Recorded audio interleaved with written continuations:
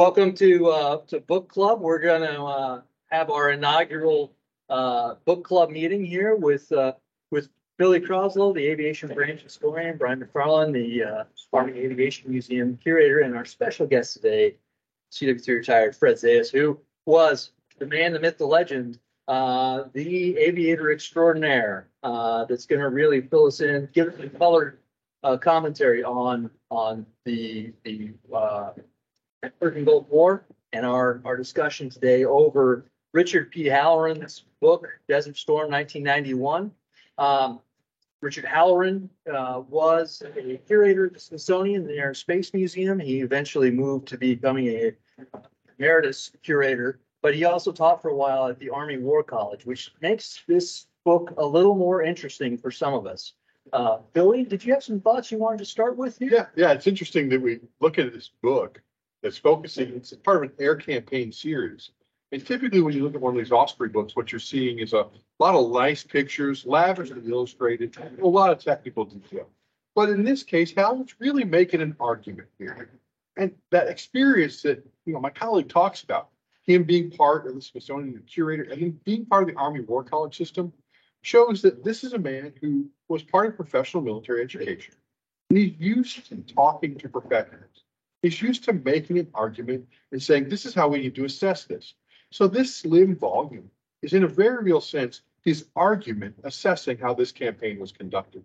And as such, that's why I think it's great to explore. So that background really for this individual author is critical. And here at Book Club, that's what we want to explore. Somebody who has a unique insight and offers a nice volume for us to elaborate, to explore the topics in Army aviation history, air power theory, the use of these flying machines over a battlefield. That's absolutely right. And Halloran makes a very clear argument that this was the exception, not the rule, to warfare. And that this air campaign really should have set the conditions for how American wars were fought into the future. But for whatever reason, that didn't happen. And Halloran offers a couple sort of unique explanations to that. Yeah, and you can see some of this from his background. There's a real focus on the leadership at all levels, but particularly at the strategic level. He really likes focusing on those folks who might have come through his class and see what their contributions are. And I think you get a sense of that. This point of view here is very, very particular. Certainly you talk about things at the tactical level in this volume. There's certainly examples, the technical details, and there's lavishly set with them.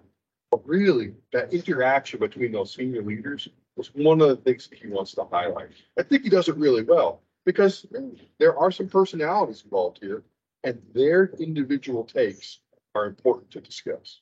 Absolutely. So, Fred, did you feel from the ground perspective, on the ground perspective at the time, that there was something special about the leaders going to war underneath? Well, at that time, being that we did not have the privilege of knowing very much about what we knew was some of the things that we've heard from Scuttlebutt, some of the things that we had heard on the news. We heard of General Schwarzkopf. However, we did not necessarily know everything about him, but we would know much later after the campaign was over. But what we did have reasonably positive assurance about was that he would be allowed to operate this Army campaign in a way of the opposite of Vietnam. There would be very little restraint on the part of the Army commander as far as how much political influence would he have to exert to be able to get his job done. We understood from President Bush that he basically sat down with all of his commanders from our theaters and said, you guys fight the war the way you see fit. All I want is results. I want you to win this. Political victories aside, let that come with time. From you, all I want is results. All you really need permissions from me is nuclear, biological, and chemical. Then we'll talk. So right now, you fight this the way you trained. And we had at least that assurance that there's not going to be fight with one hand tied behind the other. And I think that's something a lot, not only about the way this war was run from a national perspective, but about the way that trust was imbued from senior leaders into senior leaders that, hey, you're going to handle this thing. And realistically, this became, at least according to Halloran, a sort of team of teams that strategic leaders became more bonded as comrades first, and then developed this role-playing strategy based upon their knowledge of one another, which seems to say something, at least in Halloran's perspective, that maybe that's the key juice to why this campaign was slightly different. Definitely, it gave us some confidence from that aspect. However, in my individual kind of a situation, I was in what you could almost call a unique type of a situation, in that this was the war of technology, Right. where we would see wonders like the F-117 Stealth. Yet, we were deployed to this war theater flying a Vietnam era aircraft, in my case, the UH-1, which we were a divisional admiral. But how would we be able to perform with aircraft that were in excess of 30 years old, that flew in the Vietnam War, in an environment that would very soon test us, because we came to find out the desert itself became the first enemy that we had to overcome it. And then we would say, in tactical speaking, well, all of the training that we've had regarding masking and low-level flight and all of that is negated when we're in an open desert where we may be coming under fire and have nowhere to hide. Absolutely. And I think that's a really salient point, that although we have training locations like Fort Irwin, California, right, that they're intended to train us in sort of a desert-like environment, it still has a lot of terrain. It still has a lot of what the American Southwest looks like.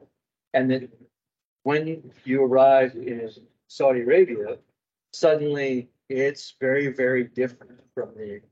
Oh, yeah. I mean, from the very beginning, from the very first flight, there would be only some of the pilots in the two flights that made the company. Only some of the pilots had ever been to NTC. The rest of us were about to try our first brownout takeoff for the first time in theater. And it would eventually become a thing about individual pilots having individual technique. I developed my own technique. I was a brand new aircraft commander as a W01 with a co-pilot that mostly had Black Hawk experience. And I definitely saw and very clearly understood why we were already hearing about accidents, rollovers, and all this dust cloud, and then hard landings when you came into land.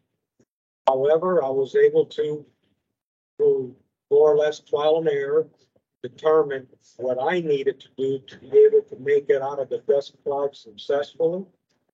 Then when we came to the landing, and realizing there would be very, very few opportunities to actually cover anywhere. This would be a running landing at speed, and the whole idea was have skids on the ground before the dust cloud overcame you and made it into, once again, a brownout experience where you could suffer immediate special disorientation and have an accident if you were not able to do an immediate secondary takeoff to get out of the cloud. I was very surprised that we left with 16 ships, we came back with 16 ships, and the worst that we encountered was 1 over 3. That's pretty amazing. You know, Billy, you had brought up to me earlier before we got on camera here, how Halloran really highlighted the joint nature of air training, through schooling, through exposure in the field environment, which kind of seems to go counter to what You were just saying, Fred, that some of this specialized training in the National Training Center and Fort Irwin, those sort of things, weren't necessarily, according to Halloran, these were almost universal experiences for aviators. But that says something differently about this. Did you feel that there was a real joint nature to the air campaign that you participated in? From all of the places that we moved, by that meaning our geographic locations were exactly that, coordinates on a map. We were not anywhere near any kind of buildings or cities like you saw in the secondary Iraq deployment that went into a mostly urban fight. We lived in the open desert. And we could see sometimes or hear some of the softening up, the preparation of what we of anything that was north of what everybody came to know as the burn. It was a geographic sand buildup that was the border between Saudi Arabia and Iraq, and we could sometimes hear, of all the things, arc light. We could hear arc light. We could put our hands on the sand and feel it vibrate. So we knew areas that were being softened up. Every once in a while, over our location, we would see a aircraft, fighter aircraft, maybe come down below 10,000 feet during their egress. And at night, we could sometimes see flares and/or we saw the very sharp lights from the AC-130 Air Force gunships sticking their light onto targets, and then we would see the tracer. So we knew we were relatively close. Areas where there was some combat going on, but we also understood that it was softening for what later would have to be directly addressed by Army ground troops as well as our Apache and Cobra assets. So they would have to hit this to clean out what the Air Force was not able to remove. But Yes. you bring up a great point. And this is something you mentioned earlier, and just now talk about the arsenal. Desert Storm shows this sort of interaction between older technology, in the case of the B-52 with the arc light strike we just talked about, as well as new technology. Remember, at this time, folks, the Apache was the latest and the greatest. It had a grand total of about 240 hours of combat use before Desert Storm, all amassed in Panama by all of the machines that were deployed there. So there really wasn't that much combat experience with these Apaches. And there was a lingering doubt that this new tech, well, was it going to work? Was it going to be exactly as advertised? Because Panama didn't stress the systems, and it wasn't going to show the deficiencies, maybe if there were any, that the combat potentially would have shown in Desert Storm. So, Fred, your experience, you see this, there's a blend of technology. You fly over on a Vietnam vintage aircraft, right? And then you watch Vietnam vintage B-52s, or you feel their strike on the ground. But then there's F-117s, like you described. There are these new Apaches. And then from a software point of view, there's a new doctrine. Sure, a B-52 strike might be straight out of the linebacker attack playbooks from Vietnam, right? But then there are things they're doing for airland battle on the Army side, other approaches that are brand new. So here's one of the things that I don't know that Hallie touched on so much. This intersection between old and new tech, old and new doctrine. He calls it the most shattering air campaign ever, and says, look at all the stuff that was great and new, but there's so much that you highlight that we were doing 30 years before, so it makes you worse. I mean, I think that once what they called for us, the ground war started, and that's when we mobilized. I definitely believe that what we found when we mobilized forward regarding bands of Iraqis wandering the desert looking to give up to somebody, that was part of that cycle. Because it went on for many nights and many days, where now ground troops as well as American helicopters showing up would be the first contact that they would have but already many of these soldiers were shattered. Yeah. Because they have been under the constant bombardment and or attack for many days before the army moved in. That doesn't necessarily say all of them were ready to surrender. We did join combat with well-trained and motivated units. However, I also saw where the technology was not able to be used to its fullest capability. Case in point, we had blue on blue incidents Absolutely. where Apaches fired and unfortunately killed some friendly forces. Now, friends of mine who were flying the Apache said, we were very glad to have the standoff capability of at that time with the early Hellfire.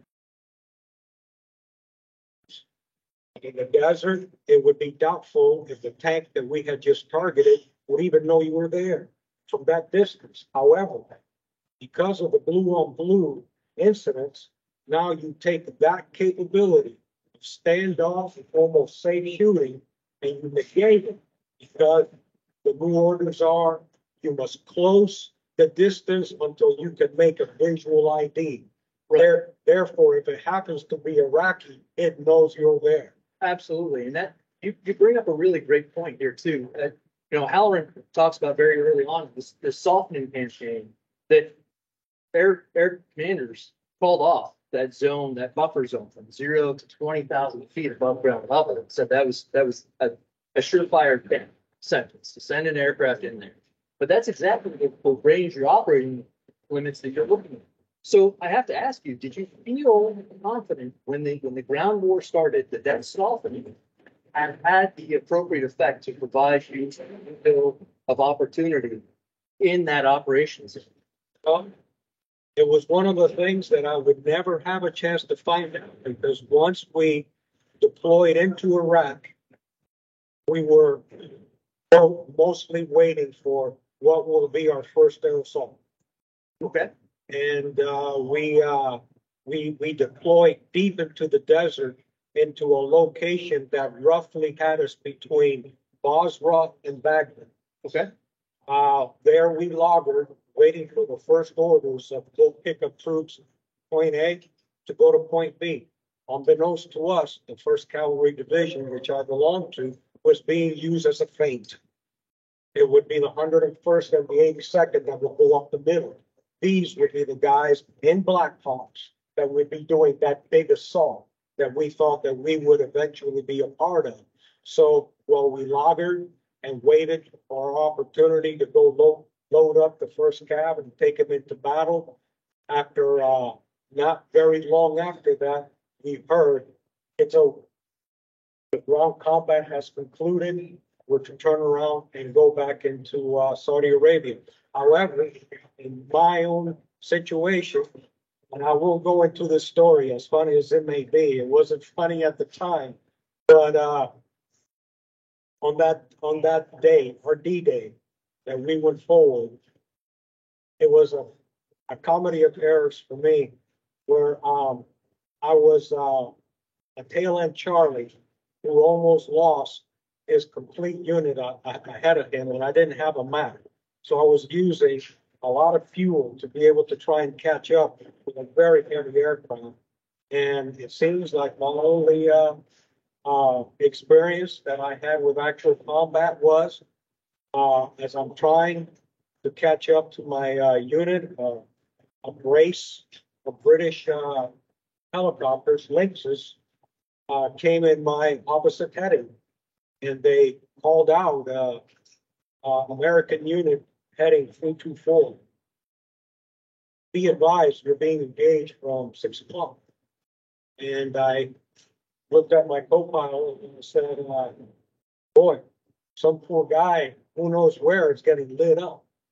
And approximately a few seconds after that, from somewhere in my unit, somebody said, I think they're talking about Fred. We all looked, and my crew chief leaned out just in time to see a hose effect from a Dishka machine gun go up and come back down like they did engage me. but when I overflew that machine gun position, it was totally camouflaged. I did not see anything different than desert. However, from the rear, flying them, that's when you saw they were dug in there and they just decided to take a pot shot at that single helicopter that was trying to catch up with the rest of the formation. Thank goodness they didn't connect. I would have been in a lot of trouble because I had a sling load underneath me. And however, do not misunderstand. I was very fond of the Huey. It forgave a lot of mistakes. It was rugged, even at maximum gross weight and beyond. And how strange that I had friends with the 101st and the 82nd who told me, well, we were grounded trying to find ways to prevent the tremendous erosion we were finding in our blades and in the compressor blades of our turbines. Well, we were grounded finding a solution to that. You guys in the Hughes kept on flying. You know, and it does say something too. I mean, Halloran makes an allusion to it here in this book, right? That this war became a war of precision technologies and high news speed technology, aircraft and equipment. And oftentimes what we may kind of understand today is that some of those things were more limiting because of their high technological value. And one of those things that Billy, you had brought up was how dependent this stratagem was on a soft site for you to conduct your operations out of. Right? Would you like to expand on that a little bit? Right. So this is one of the things that is identified in this volume. If you are looking for a list of all of the available airfields from which most of these sorties were launched, the relative length of each one of the runways, and sort of the capabilities of that facility, he's got it listed here in a nice tabular format. You can find each one of those concrete lengths right there in one of his charts. But what I don't think he talks about as much is that the Iraqis proved to be fairly cooperative opponents. What I mean by that is the coalition was able to build up air power in Saudi Arabia, seemingly in range of the Iraqis, either from a ground strike or from an air attack standpoint. And initially, when the first F-15s get on the ground, when the first of the latest, something maybe like an F-117, like that, or even the older stuff gets in near the theater, not talking the long range stuff, those people that are taking off from Missouri and flying halfway across the planet, not those guys, but the ones that are surrounding, sort of ringing the southern parts of Iraq in. They are exposed. And while he offers that this is the most shattering air campaign, I think we need to couch it in the proper context. And that is, Iraq proved to be a very cooperative opponent and allowed the coalition the time to build up without even conducting one spoiling attack, one kind of feint maneuver, anything that would potentially put those build-up processes in danger. And after they were in place, well, it was too late. And while the air campaign was completely shattering, as he describes, and I keep referencing his sort of subtitle, because that's really the heart of his argument, it occurred in part because the Iraqis led them to it. And I'm not sure that's highlighted as well in the text, and maybe ought to be a little more emphasized. So, you know, Billy, I'm going to let out a little secret of yours here. Once upon a time ago, you happened to be an artillery officer. I did.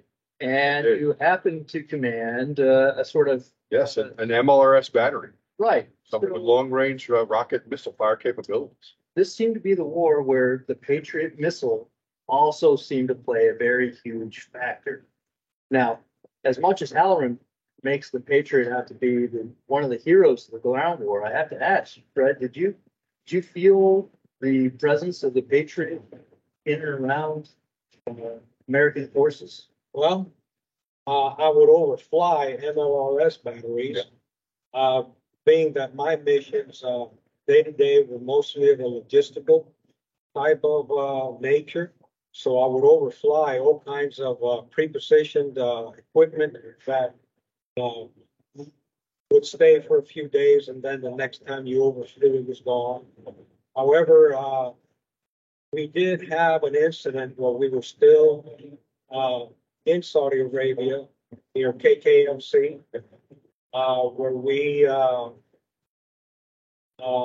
approximately about 10:30 at night, our chemical alarms went off. And we looked at each other really with a lot of, question and disbelief, not knowing what was this about. We're still in Saudi Arabia. Because we had a mentality of these things will happen over there. Right, we're safe here. Not here in Saudi Arabia. So we were looking at each other, not quite knowing what to do. And then we heard our flight commander start yelling, mask up. And we came out of our stupor and put on our masks. And approximately 10, 15 minutes later, they said all clear. So we removed our masks. The next day, while we were lining up for chow, everybody was talking about, did you see the show last night? We said, well, what show was that? And they said, right over the camp, about 10:30 last night, a Patriot intercepted an incoming Scud. And then we said, and that's when the chemical alarms went in. And to this day, we don't know It's, what happened that night. So you were able to feel the presence of that Patriot. Maybe you didn't witness it at the moment, but you felt its presence. It was there. But it also kind of undercuts the thing I just said too, in that the Iraqis, while cooperative opponents, they did do a couple of things to disrupt that deployment. they The did. launching of Scud missiles. But then the technology that's deployed, an interesting aspect of the air campaign that he does touch on, are those air defense assets. Being able to shoot those incoming missiles down proves to be extraordinarily helpful to the coalition. And maybe I oversold the lack of the Iraqi sort of spoiling attack because they tried and it failed because of the coalition technology, whether it was Patriot or something else. But that's great. You can see that. You can feel that. And this is one of the things about sort of air power theory in general. And this discussion. What's the proper role for the flying machine in the battlefield? Should it be within visible range of the people you're supporting? So in the case of the air defense asset, you were able to potentially see the actual intercept. But would it have helped you to know that the Patriot might have been 25 miles away and intercepted that Scud well outside your visual range? Would it have had the same impact? You know, it's tough to say. Right. Because you might not have ever been awakened. They might not have ever even given you the gas alarm. Well, the same thing applies to air power. Do the folks who are being supported need to see the aircraft? Do they need to see that tail as it scoots away after it's dropped that ordnance to see that there was a meaningful effect achieved? Or is it, if you're interdicting something well behind the lines and the effect is achieved back there and the ground forces never face a fully supplied tank on the other side because the fuel that was going to it was disrupted by an attack and that tank was abandoned because it simply couldn't run? Is that sufficient? That's one of the things I wish you would talk about here because And I that's would, a part of this campaign. I would absolutely, and I would say without a doubt, one of the fundamental differences about Army aviation versus the Air Force and some degree the Navy is the fact that we exist with that ground force in their space, and you're there to make sure that young soldier on the ground. You, Fred, when you were overflying these soldiers, you knew that they were seeing you, Yes. and that they knew that you were there watching over them. You were there to protect them. If something had gone wrong, you were there to help them. Yes. Extracting the wounded, bringing supplies, Right. I doing mean, all that parts of Army aviation. I definitely had a feeling that those were my favorite missions, actually, and knowing we're going somewhere very near the line to bring in mail, bring in maybe some water, hot chow, to what was just a lot of foxholes dug, not a whole lot of infrastructure with it, units that were located at the front line, and where I would have direct contact with these soldiers, and it solidified if I ever had any kind of doubt or question regarding what is my job, and my job is them. Everything is about them. You support them.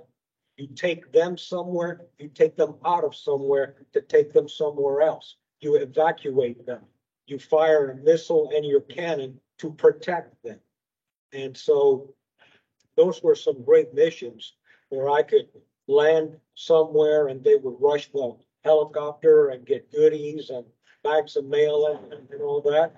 And some kid would step up on the skid and just say, sir, can you mail this for me?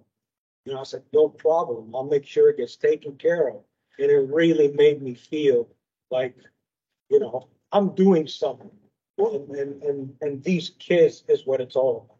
Just as you had mentioned how SEED had its impact, its negative psychological impact on the Iraqis, your presence there had a positive psychological effect on these coalition forces.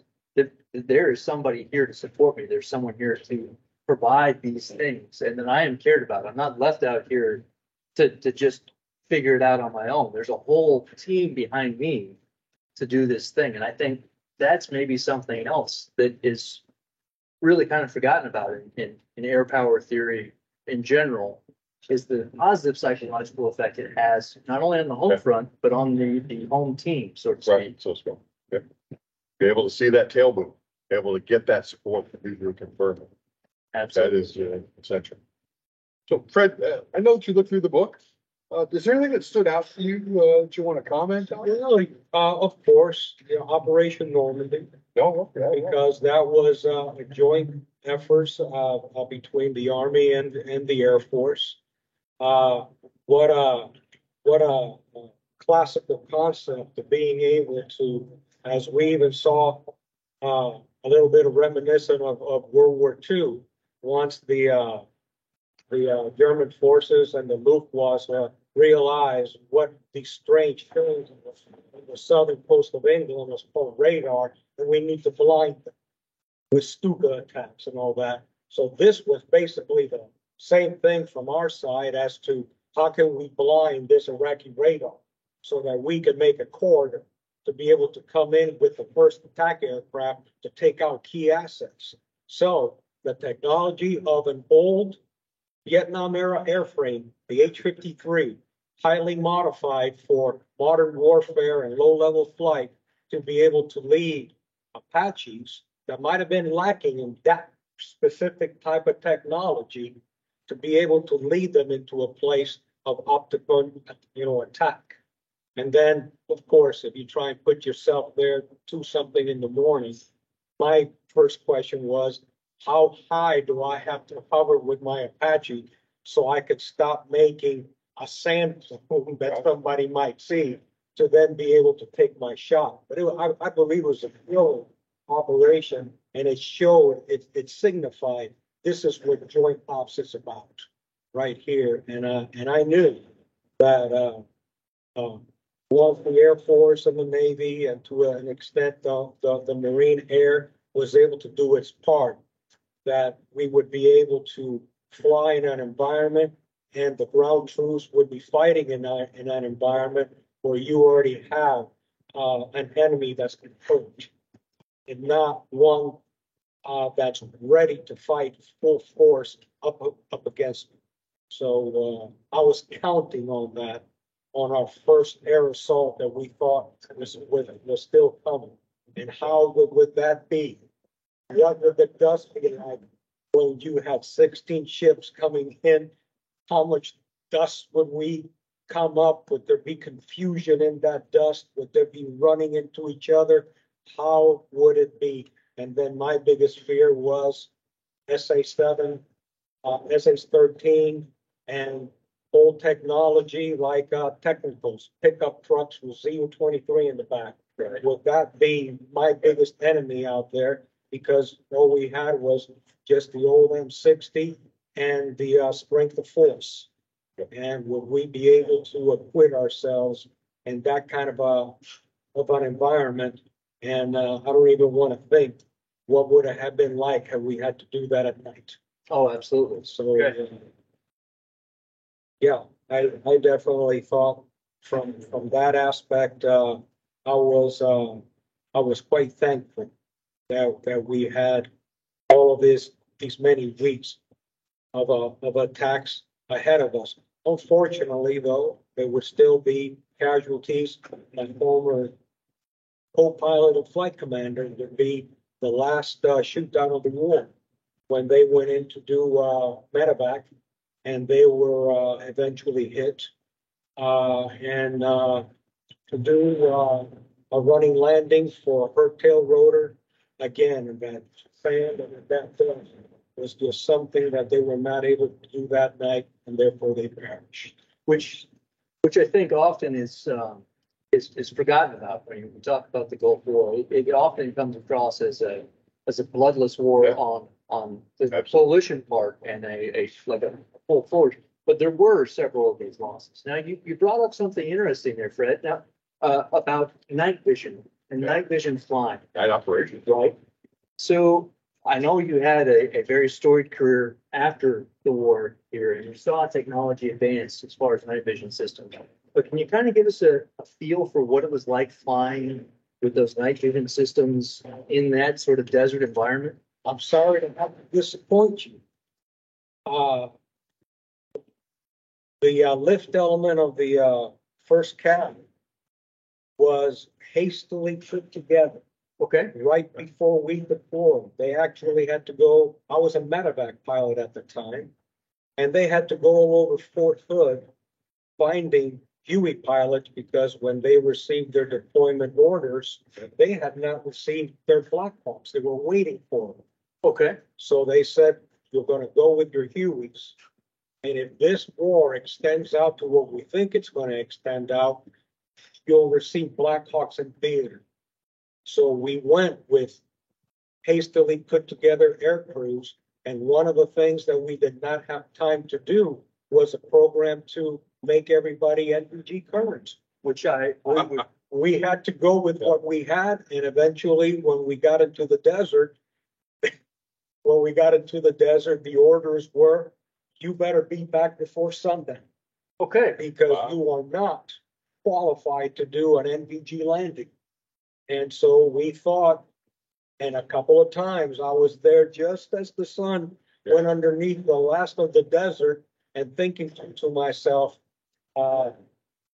let's really get it together because the approach to landing to my sandbags might be a little bit challenging under this kind of diminished light. But that was our situation where we were not night capable when we went into this. I love that discussion, Fred, because absolutely. you highlight a couple of things. One, that in books such as this, and then the American military deployed its forces and they went over there to build this coalition to fight. And that's what the sentence reads. And then you talk about sort of the ad hoc nature. Oh, we're First Cavalry Division. We haven't gotten our new Blackhawks. Let's take the old Hueys out and let's go with that. It talks about the ad hoc nature sometimes of these units having to go to deployment, even though they're on the schedule next week, next month, next year to get the new tech. It simply hasn't arrived. So although the introduction date of that new machine is this year, it might take a few years to percolate all the way across the forces. And then the other thing you highlight, right? We had night vision and it was available generally across the force, just not in this instance. And that's a great way to explore this because nuance like that is sometimes lost in this story. Absolutely. Although the tech is available, it's generally across the forces. That doesn't mean everybody's schooled up on it and ready to use it. Doesn't mean you've been signed off. You know how to land at night under these conditions with this technology. And although you can certainly be trained that way, they didn't have the opportunity at that moment. You had to get there and fight. That's right. And that another aspect of what Fred brought to the picture here, and in addition to the go to war with the army you have, not Right. the army you want to have. Right, exactly. Is the sort of rapid assembly of this unit together, and that you really didn't have time to gel as a crew, as an organization, and that required that to some degree that each of you had a common vernacular, you had a common sort of operating picture, even though you had not flown together, or maybe you had flown together very, very rarely, you still had enough commonality to be able to do this mission that was placed in front of you. And I think that speaks volumes about the flexibility of the American forces that he sort of kind of leaves to the side. Right, And standardization of training, yes. right? You have a uniformity of expectations across the board. And even though you haven't worked together as that particular team, you do have that shared vernacular, a shared sort of understanding, and everyone has a shared common sense of training and certain abilities. Hey, I see how long you've been flying. I have your hour totals. I get a sense of what you are capable of performing at. And I think we can build the team from there. So this is where I think one of these books, and especially a volume like this, is useful for a professional audience, where you can look at it, you can see a sentence where it says, and then the American military deployed, and as they were deploying, they prepared to operate as a coalition. What does that mean? What does preparing to operate as a coalition look like? What does, and then the American military deployed mean when you are on the schedule to get your next batch of equipment and it's next week, but you're deploying today? Right. And Fred's personal experience highlights this. You could get that from a volume such as this, but you gotta bring your critical thinking skill set. You gotta kind of pierce that and say, yep, I get it, but it's not a hand wave. There's a lot of work that goes into it. Oh, yes. And Fred shows that. So much so was the need that I believe, we were rather unique in that, the numbers that we needed to make one complete company were lacking to the point that even after they scoured Fort Hood and made every Huey unit give up a percentage, we were unique in that what was one complete flight was 4 Air Force pilots. Really? They came from the U.S. Air Force because at the time, the Air Force was, I guess, in the category of helicopter pilots that were fast. And they were trying to find places to put pilots that were otherwise sitting around in a desk somewhere. And we received 4 captains, which was very strange for them because they're used to, in the Air Force rank structure, a squadron commander, the equivalent of a company commander, is a lieutenant colonel. Right. Now the company commander is somebody that's their same rank, Right. captain, you Right. know, but they came from the U.S. Air Force with their mannerisms, with their strange looking flight suits and everything. And they deployed to the desert with us. And I'm proud to say that one of them became a good friend who I'm still in contact with. And one of them became a general in Air Force Special Operations Command. You know, that's a wonderful thought too, that just this melding that requires that. And I really do appreciate you coming and speaking with all of us today and sharing these memories. These are really things that that you can never get from a book. You can never get this sort of context. And because we got that from you, I feel like we've received a very special gift from you today. So thank you very much for sharing with us your time and your thoughts and a little bit of your life. Well, I sure appreciate the opportunity to share some of these stories with people other than the ones I meet at the front desk who would like to know a little bit more about our museum and our exhibits more than what they just see that's written in the placards. And I thank you very much for this opportunity. And I really enjoyed working with you. Well, we enjoy you, Fred, in every way. Yeah, and folks, we don't mean to say, hey, approach this thin volume and you know, there's a caveat of someone's experience, all that kind of stuff. What we're saying here is, as you look through this and really try and pull something from it, realize that there are individual stories. Yes, certainly the individual stories of folks such as Horner or those senior leaders, right? Schwarzkopf saying, no part of the air campaign goes off unless orders approved it. All of that stuff's important. But it's not just the 4 stars. It's not just those generals and admirals who are at the top making these decisions. There are people in those cockpits, and that human element is sometimes really, I think, lost, right? Fred's discussion about night vision, right? When people talk about this campaign, especially Task Force Normandy, what you bring up, right? That was a night attack conducted by the new machine with those guys under goggles. Those guys are doing the thing that the Apache is supposed to be uniquely positioned for, that night attack, right? But then here's Fred like, But some of us have these Vietnam vintage machines and we're flying out the benefit of the gods. So we got to appreciate everything this author's trying to do within the context of, and then there are things on the sides. There are other aspects of the human endeavor, especially in this war, that we really got to incorporate. We want to get a really complete understanding of what's going on. That said, the volume is great, right? He offers a lot of fine detail. I mean, I start with the length of the runways, but really, he does a great breakdown of both sides' forces, numbers of aircraft that are available, capabilities of those aircraft in a purely technological sense, as well as he caveats it. He does factor in that human factor. Look, the Iraqis were flying their machines, but they didn't have the same level of training that maybe the coalition pilots did. And while they certainly were combat experienced, they had that, experience from the Iran-Iraq war. What that experience got them was rundown machines. So, I mean, he talks about this Right. at great length, right? Hey, yes, they had capabilities in their machines, and they had some very good machines at the time. But as they were getting experience with them using them in combat, they were wearing their forces down, and they weren't able to replace them as fast or keep up and maintain those hours, maintain that experience that accumulated in combat, nearly to the level that the coalition pilots that they were facing were able to do. I'd like to add something to that from the point of, we introduced during this conflict the use of joint stars. It was a tremendous asset that I believe had a very hard psychological effect on the Iraqi Air Force, that they knew that with the use of that particular platform, that they could actually know and see, even if you had one of your fighters taxiing on your airfield, they knew. It made them very nervous, very unnerved.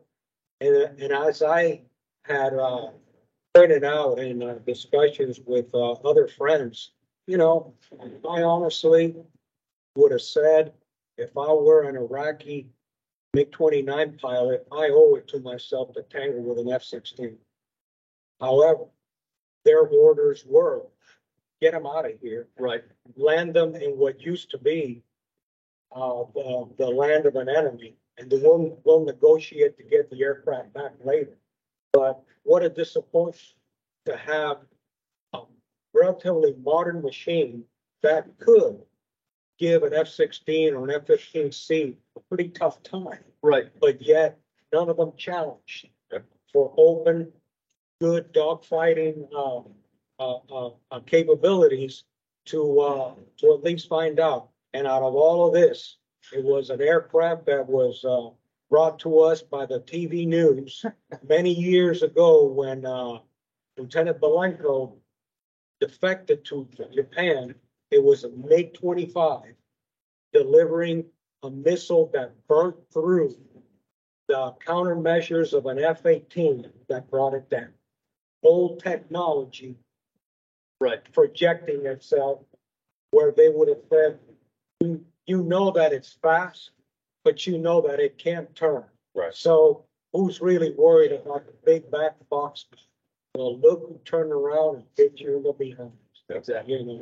So I would have thought anyway, to have been an Iraqi pilot flying a fast jet, I would have been very nervous knowing they know exactly when I started taxiing and they saw me come off the ground, and they can vector whatever they want on top of me. So who wants to go out and fly a 3-man patrol? Absolutely. Exactly. What a way to go. So we're nearing the end of our discussion here. This is where we would normally field some questions. If anyone's joined us live and had a question for us about the book or question for our guest, we'd love to field that. For those of you in the future who will be watching this recorded, you want to send us an email, pose a question to one of us. We'll make sure that it gets answered or addressed and sent to the right person. Aside from that, answering questions and all that, I'd like to maybe take a few moments here to look ahead to what we'll be doing. With this first run of our book club, we spent a little time talking to our guests, a little time talking about the book. In the future, you can expect us to do just sort of that same balance. Maybe a little bit more about the book. Maybe as we have the book's author on, we'll throw it to them and ask them some very piercing questions, hoping they can expand a little more about what they had written from their source material that might not have made it into the book. We'll ask our guests what they have to say about the book and offer some personal insight. But look, what we're looking to do is the same sort of thing that we've done. We'd love to solicit some feedback.